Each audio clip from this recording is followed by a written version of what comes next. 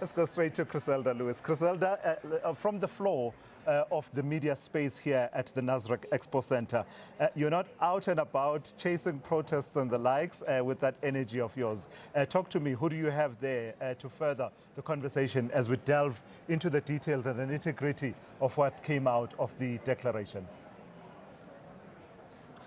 Well, Tulas, without a doubt, you could say that it has been a grueling couple of days, I'd say 48 hours, not just for those leaders of the G20 that were participating in those talks that ultimately led to a declaration, but there are men and women who have been working behind the scenes, and these are men and women who've traveled from around the world. They are the ones who have to convey information, the conveyor belt of information, if I may, from the various countries, not only from G20 countries participating, G19 minus the United States of America, and of course from other countries as well that are not part of the G20. We've also come to report about what is taking place here in South Africa. We spoke about the significance of this particular summit, that being the first on African soil, what it means for South Africa and the African continent as well. We've spoken to journalists on the continent as well, who understand the significance of whatever decisions are taken here could ultimately not only be beneficial for South Africa, but of course beneficial for the rest of the African continent and the rest of the world, of course, in terms of these countries that have been having this discussion. I'm going to bring in Bai now, who's from the Xinhua news agency, and that's in China. Thank you so much, Bai, for speaking to us. Of course, with the Chinese, China being part of BRICS and China also being part of the G20, quite a significant country, to be at these talks as well. Bai, talk to us a bit about, how you've had to cover this event, and of course, ensure that your audience does get an understanding of what is happening here. Yeah, of course, China and South Africa are very important countries in the global south countries. And our audiences are especially interested in how this summit is going to unfold with pressure from the US. And of course, with the declaration being adopted on the very first day, I think South Africa has firmly stood its ground. And of course, we did stories on this, and our news piece was carried by multiple news platforms. So it was a great experience. Yeah. Talk to us about your experience as well. I understand that you're only here in South Africa, so I think we've had to impress you, like everybody else as well. Yeah, of course. I think the experience in here at the Media House is very important. It's very comfortable, actually. I think as host, the South African did a wonderful job. He's a very wonderful host. Everything is so comfortable. Everything is well organized. It is actually, for me, a first time as well. So I think it's amazing doing news here and seeing all these important things happening. In my eyes, it's so exciting, actually. And on a more serious note, what has been the response from, your audience in China to what is taking place here? There'd been a lot of speculation about, how South Africa would be able to run this particular summit. There were calls for boycotts for it from some countries, and it turned out to be high level. Yeah, it is indeed high level, and I think the atmosphere here is amazing. From the leaders, the delegates, and the journalists are all focusing on key issues, key themes under solidarity, equality, and sustainability. So the atmosphere is amazing, and everything is going so smoothly. All right, thank you very much. Indeed, if you could move to us this way, thank you very much, Bai, who's from the Xinhua news agency, talking to us, of course, a bit about the experience of the viewers in that country, what they wanted to hear, how they needed to ensure that the audience in their country understands what's taking place here. Of course, China being a very critical country when we talk about relations with South Africa.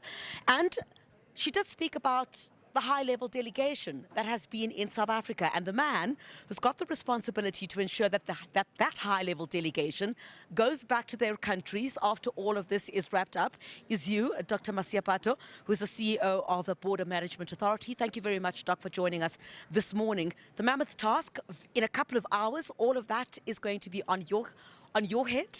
You need to ensure that all these high-profile delegates and all our visitors in South Africa who are here for the G20 are leaving on their way and that proper logistical measures have been put in place. Quite a mammoth task. No, thank you very much, Griselda. Yes, indeed, it is a mammoth task.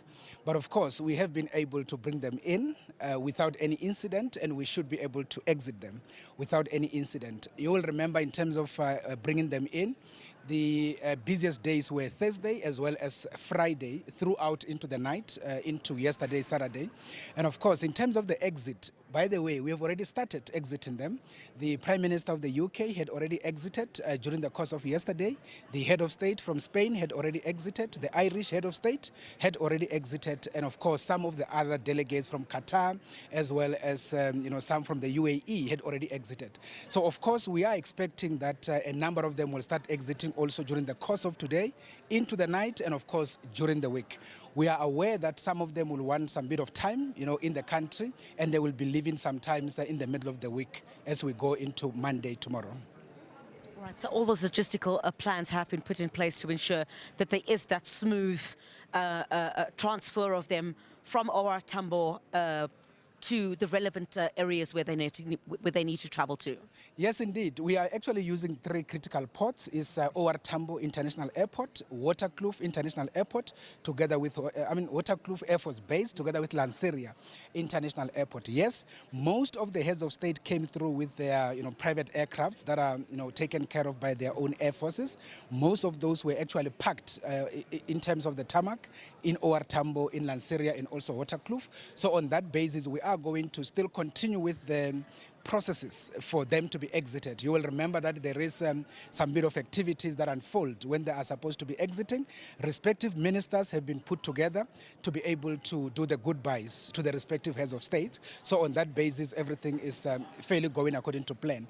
The good thing is, during the exit, it's not as complicated as the entry. With the entry, we actually effect your port health responsibility, checking them for infectious communicable diseases when they enter. When they exit, we don't do that.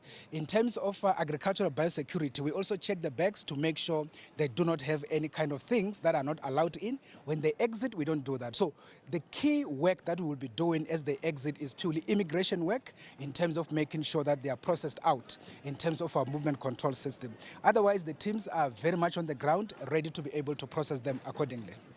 I'm afraid the work doesn't end here for you, Dr. Masiapato.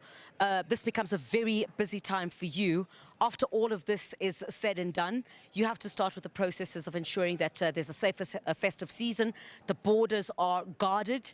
You don't rest during this period. Is it all systems go on the part of the BMA to ensure that the flurry of passengers that we will start to see from the beginning of December leaving South Africa to the respective homes in other countries, you've got enough boots on the ground for that?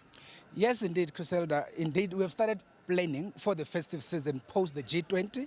Our planning started in October. So as we speak now, our plans had been even presented to the Interministerial Committee on Border Management. We are just going to present it to the Parliamentary Portfolio Committee. We are very much ready to start the implementation of the festive season. It is going to start in earnest on the 15th of December. So on that basis, we can confirm that we are going to have a media briefing sometimes around the 7th of December, where we are going to indicate even the extended operating hours in our various land ports, but ultimately the allocation of additional human resources in our respective ports has been put on the table, and definitely we will be able to process everybody out into their festive period during the exit leg, and we'll also be ready to receive them back in January in 2026. And I'm sure we're looking forward to those extended hours that there will be. Officials will need, of course, to work extra hours to ensure that there isn't that long traffic that we would see at some of these very key points where people will be leaving from. Thank you very much indeed, Dr. Masiapato, who is the CEO of the Border Management Authority, touching on a number of things, of course. A very important area that he covers. As the G20, of course, will be coming to an end today, he would be responsible for ensuring that those dignitaries who will now be leaving South Africa, they are able to exit through these various airports that we spoke about and leave to their respective countries, of course, following the conclusion of the G20 summit, but not not just that, there are other issues pertaining to domestic issues that he would need to take care of as we head towards the festive season. He would also need to ensure that all the borders of entry, of exit, the ports of entry and exit, those particular areas are also covered to ensure that during the festive season, in terms of security, things are taken care of.